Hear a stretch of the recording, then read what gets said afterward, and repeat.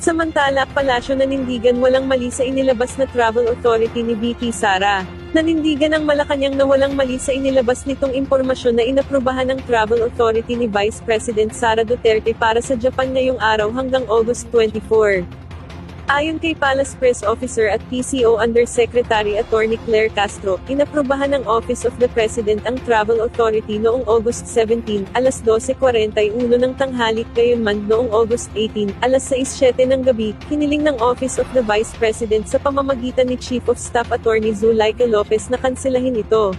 Nauna nang sinabi ni VP Duterte na nagbago ang kanyang travel plans at kinwestiyon ang pagsasapubliko ng kanyang schedule dahil maaari umano itong magdulot ng panganib sa kanyang seguridad.